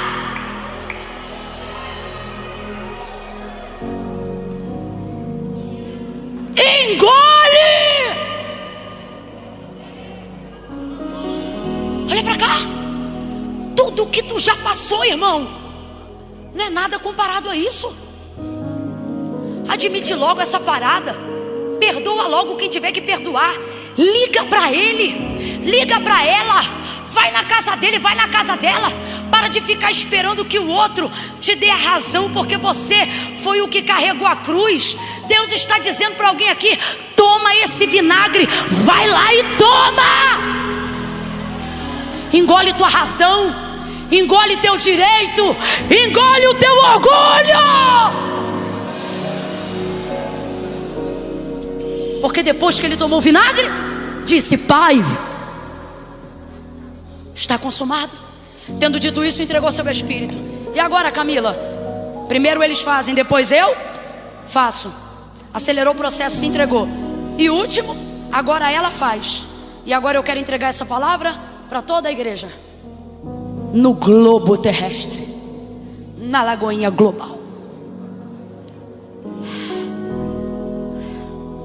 Quando sabemos qual é a palavra que está sobre nós, o que fazem contra a igreja não a machuca, a promove, adianta. Quando eu sei qual a palavra está sobre mim, eu não atraso processos, eu ganho o poder de adiantá-los. Terceiro e fim, quando eu não posso fazer mais nada com aquilo que eu recebi, se cumpre o que ela diz sobre si própria: viva e eficaz. Quando eu vivo para cumprir a palavra vive para se cumprir, mesmo depois da minha morte. Porque a igreja está viva depois da morte de grandes heróis. Porque nunca crescemos nos heróis, mas crescemos A palavra é quem acende a chama. A palavra é quem levanta pastores. A palavra é quem executa ministério. É a palavra. O princípio de Gênesis se aplica até hoje na igreja.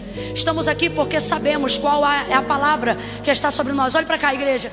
Essa mensagem já me acompanha há anos. E eu nunca imaginei que Deus me mandaria trazer hoje aqui. Mas hoje ela terá uma envergadura de alcance diferente. Igreja, não somos a força que o mundo precisa. Somos a resistência que o mundo não suporta. O que chamamos de reforma protestante, e mudou a realidade da igreja antes e depois da reforma, chamamos de protestante sem ter carregado um pau na mão. Chamamos de protestante sem ter tacado uma pedra em ninguém. O protesto não foi o quanto batemos, foi o quanto aguentamos pela palavra continuar apanhando. Por isso os mártires morreram, mas a igreja continuou de pé. Por quê? Porque o que nos sustenta é a palavra. Você não está no seu melhor momento quando bate boca. Não está no seu melhor momento quando xinga. Não está no seu melhor momento quando quer demonstrar ao mundo a força da igreja pelo braço, pela intelectualidade, pelas palavras. Não, isso os filósofos também fazem. Isso as associações comunitárias também fazem. O poder da igreja se aplica de maneira crescente, em larga escala, em potencial absoluto. Não é quando ela mexe braço e perna, é quando ela resiste debaixo de uma palavra. Veja, Apocalipse capítulo 3, ele vai dizer à igreja de Filadélfia, ele diz para ela: tendo pouca força, vem, tendo pouca, vamos lá, tendo pouca, ele diz: tendo pouca força, guardaste a minha palavra, por isso eu também te guardarei da tentação que há de vir, da aflição que há de vir. Há algo terrível para acontecer esses dias em povos e nações. É de fato a última hora do Espírito Santo aqui na terra. A igreja vai subir, e antes de subir, guerras e rumores de guerra, peste, fome, mortandade, a ideologia atravessada, o espírito do anticristo em movimento. E alguém pensa: os últimos dias o amor de muitos vai se esfriar. Homens avarentos, amantes de si mesmo, mais amigos dos seus deleites do que amigos de Deus. Jesus volta logo. Mas o texto diz, e são palavras do próprio Cristo: ainda não será o fim. Por quê? Porque no fim também acontece o que disse Joel: e há de ser que nos últimos dias eu eu derramarei do meu espírito sobre toda a carne. Vossos filhos profetizarão, vossos velhos terão sonhos e os mancebos terão visões. Tudo isso vai acontecer ainda antes que chegue o momento do grande dia. Camila, que lado eu tô? O lado da fome, da peste, da guerra, da mortandade, ou o lado do Espírito de Deus? Aí depende qual é a palavra que você tem sobre a tua cabeça. Qual é a palavra que a igreja tem sobre a sua cabeça? Jesus morre. Podem ficar, podem ficar. Jesus morre, entregou seu espírito, cumpriu até ali a parte da missão, morreu. Responda com inteligência. Morto reage? Morto reage? Morto fala? Morto se defende? Está morto. Primeiro eles fazem, depois eu faço. Camille, quando eu não puder fazer mais nada, aí ela faz. E esse é o melhor momento. Tem gente aqui que não está morto, mas entenda a aplicação profética do texto para a igreja do século 21. Nosso melhor momento não é quando a gente vai na internet fazer barulho. Nosso melhor momento é quando aparentemente nenhum braço, nenhuma perna, nada se mexe, e eles pensam que a gente está...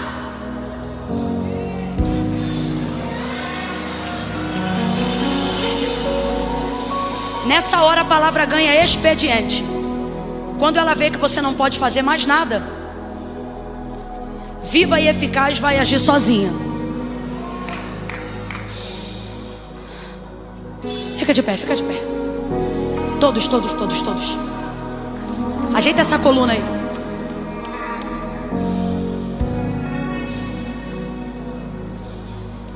Tá ele parado, morto, sem reagir. Sem reagir. Não grita, não fala, não pede, não dá. Aí vem a notícia. Rebenta com eles, porque crucificado não tem direito a sepultamento. Tira do madeiro porque hoje é sábado, porque fariseu é ridículo.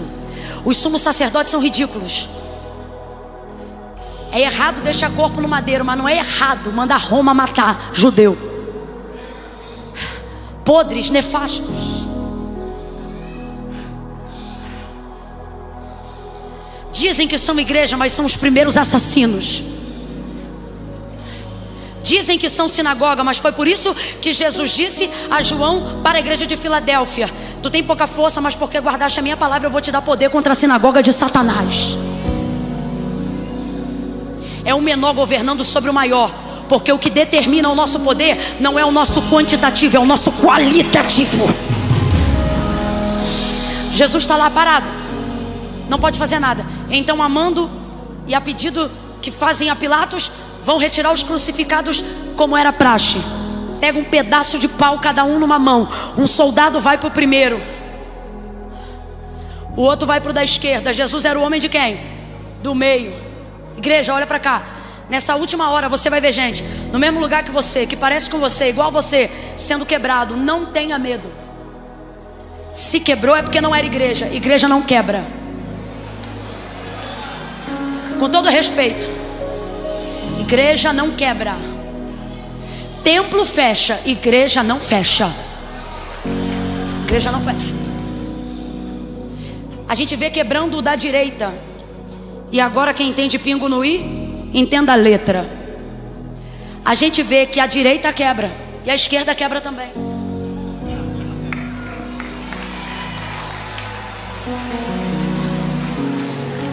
Porque o mundo é sistema e o mundo jaz no maligno. Não pense você que a direita não quebra, porque a direita quebra também. Não pense você que a esquerda é invencível e não quebra, porque quebra também. Os soldados, o mundo, o sistema, Roma, abre o entendimento. Roma tem a marreta na mão e ela quebra quem quiser. quiser. Antiga Babilônia, antiga prostituta, o sistema de Satanás está aí. Uma hora ele quebra de um lado, outra hora ele quebra de outro. Mas aquele que estiver com o homem do meio, aquele que estiver com o equilíbrio, o dono da balança, o dono dos pratos, aquele que anda no meio, que traz pro meio.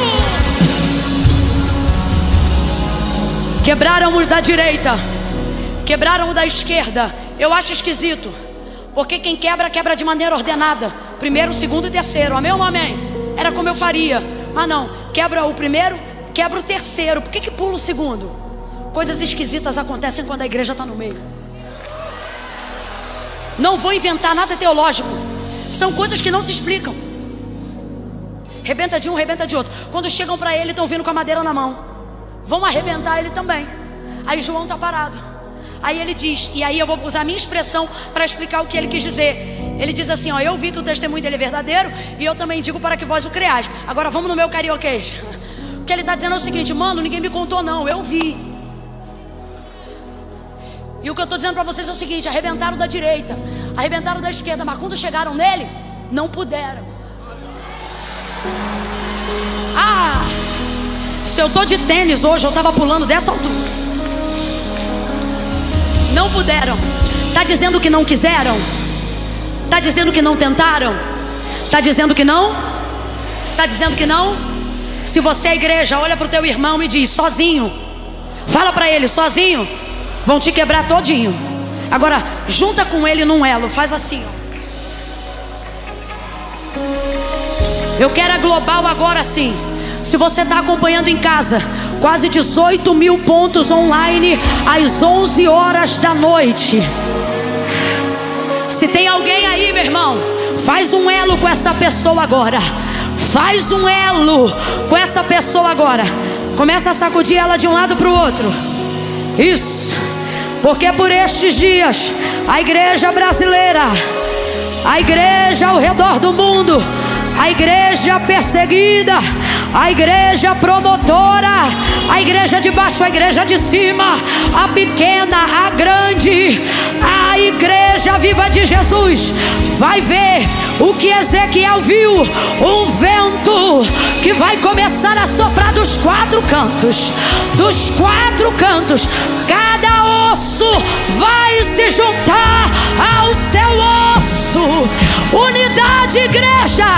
Unidade é uma assembleiana pregando numa conferência batista. É reino, é unidade. Osso ao seu osso, cada osso ao seu osso. 1 Coríntios: ora, vós sois não uma instituição, não uma organização, não somos filantropia, somos o corpo de Cristo na terra.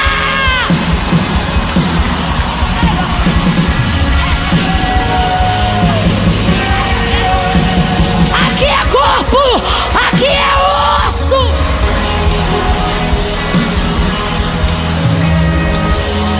Você que está em casa, vá para a igreja.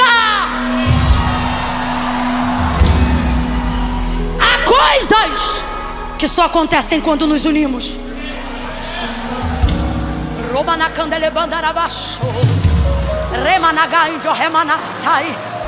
Quem está no relógio pode ir embora, mas quem está entendendo que tem um vento dos quatro cantos da terra que vai começar a soprar em Alphaville,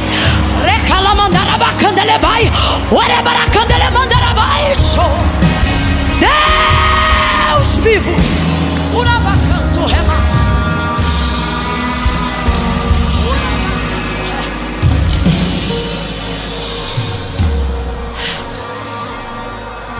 o texto diz que não puderam.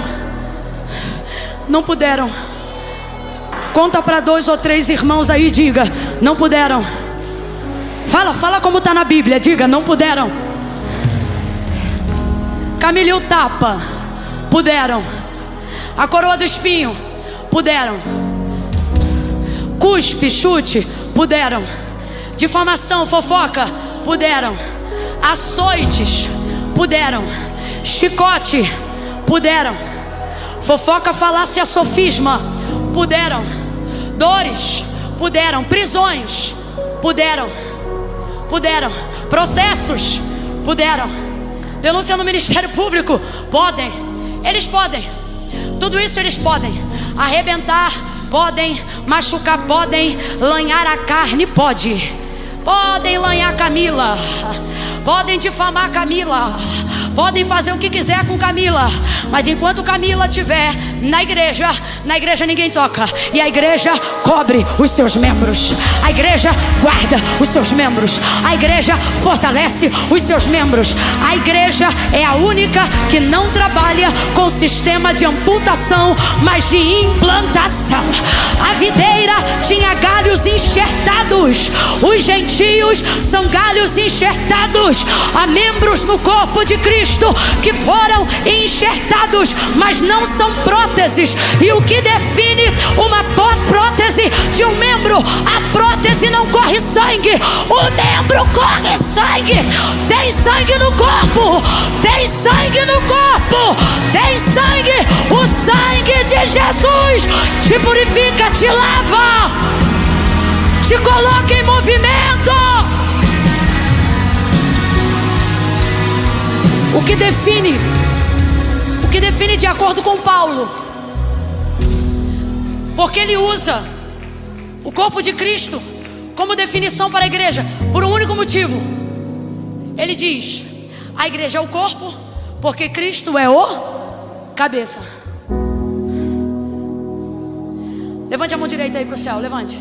Abaixe rápido. Levanta a esquerda. Abaixe rápido. Consegue levantar as duas? Consegue balançar para o lado as duas?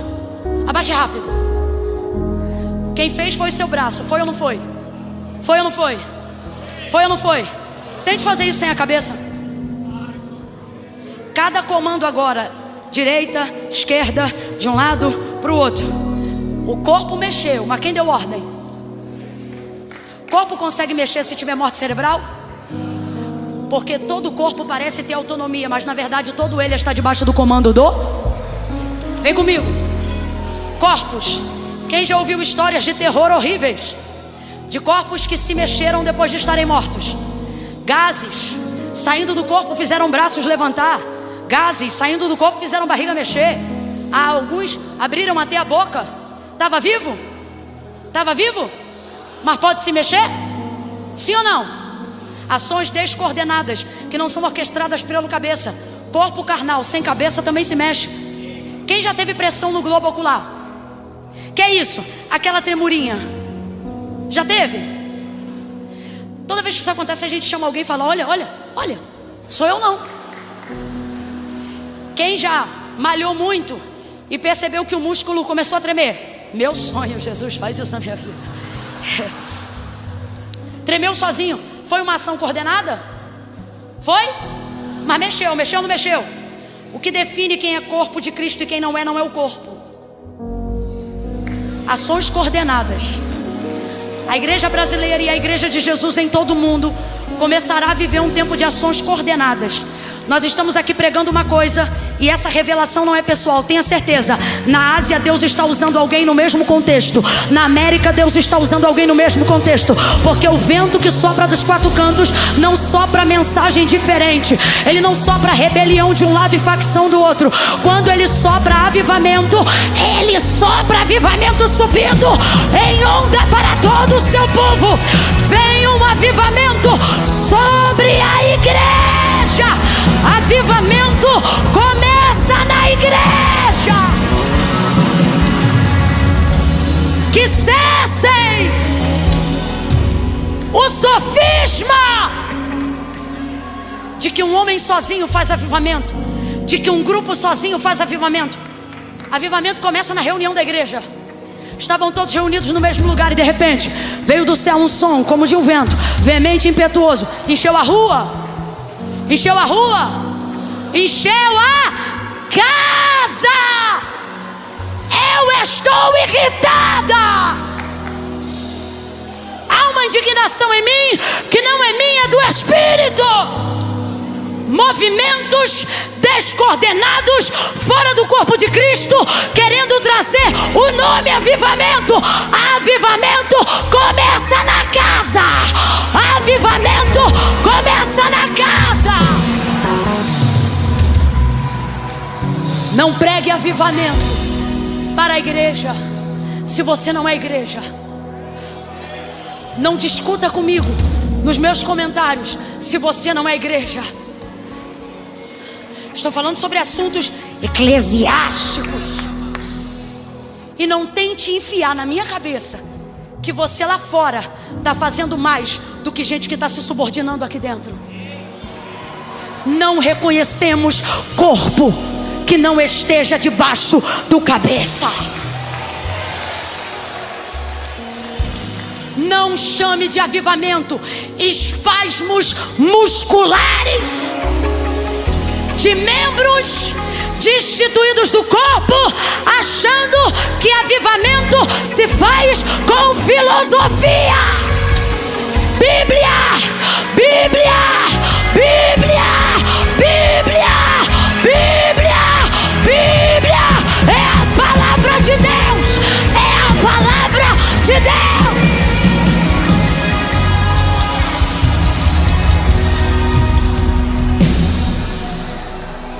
Traga a Bíblia para conversa.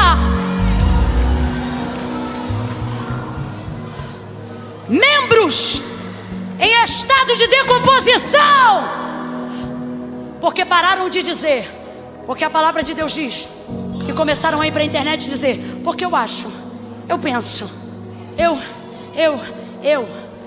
Quando se falta ele, logo se começa a dizer eu.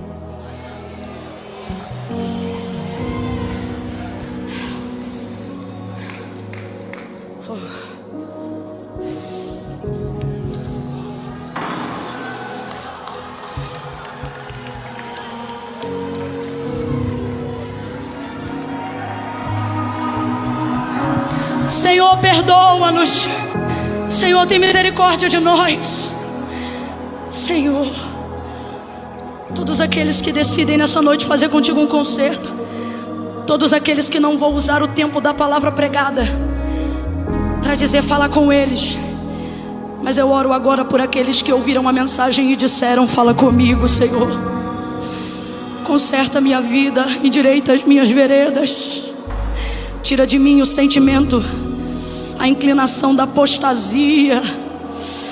Deus, eu não quero, Senhor, deixar de ser espiritual. Você tem liberdade agora, faça como quiser, mas esteja diante de Deus. Esteja diante de Deus. Pai, em nome de Jesus, eu quero terminar esse momento que o Senhor me deu a oportunidade através da vida dos teus santos servos. Dos teus santos servos, Senhor, que estão aqui até agora, não por causa de palavra de persuasão humana, porque ninguém suportaria essa gritaria por persuasão humana, mas porque a tua palavra faz até alguém irritante como eu ser ouvido. Ah, só a tua palavra faz isso. Aumenta o nosso temor nessa noite. Nós queremos orar agora porque entendemos que não é o tanto que falamos de ti, mas é o tanto que falamos contigo que vai mudar a nossa casa e a nossa vida. Torna-nos espirituais novamente. Inclina o nosso coração à verdade irrefutável. Que a nossa atenção que estava desviada para fábulas se encontre agora com a escrita do texto sagrado. Que volte o tempo de meditação da palavra. Que as disciplinas espirituais não sejam votos, mas sejam vida diária. Chega de 15 minutos de devocional. Chega. Nossa alma não aguenta mais. Há uma anemia espiritual, nós admitimos. Queremos voltar a provar do teu poder, a ter visões. Perdoa-nos, Senhor, perdoa-nos. Tem de nós misericórdia. Nessa noite nos conduz não a usarmos todo o tempo para realizar sonhos, mas para sermos conduzidos daqui para dezembro num caminho de arrependimento. Que haja em nós maior vontade de se arrepender do que de realizar sonhos, maior vontade de cumprir os teus propósitos do que os nossos próprios desígnios. Tira de nós a contaminação de Roma, tira de nós a contaminação do sistema, coloca-nos de volta no madeiro mais alto com o homem do meio, Jesus Cristo. Em nome de Jesus, Senhor. Por fim, nós queremos te agradecer, porque se a igreja está aqui até agora, é porque a palavra é viva, e quebrar ninguém quebra. Vão bater, vão humilhar, mas quebrar ninguém quebra. E nós queremos te agradecer por esse poder. Queremos te agradecer por sermos ministros. Queremos te agradecer porque o Senhor nos conferiu autoridade ao compartilhar conosco a tua palavra. A autoridade não está no título pastoral, a autoridade não está no reconhecimento ministerial, a autoridade está na tua palavra.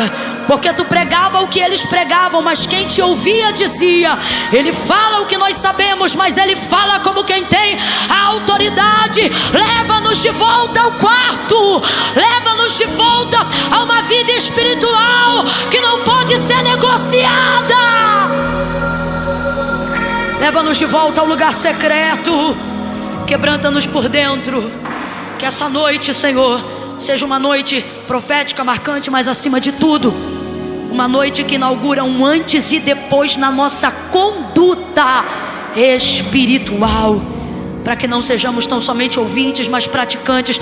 Ajuda a cada um que ora agora, ajuda aquele que está cansado, ajuda aquele que lê o texto, mas não entende, ajuda aquela que está lutando contra pensamentos intrusivos para tentar fazer uma oração. Espírito Santo, favorece aqueles que querem te conhecer, favorece aqueles que querem se arrepender, favorece aqueles que querem ser igreja, para a honra e glória do teu nome.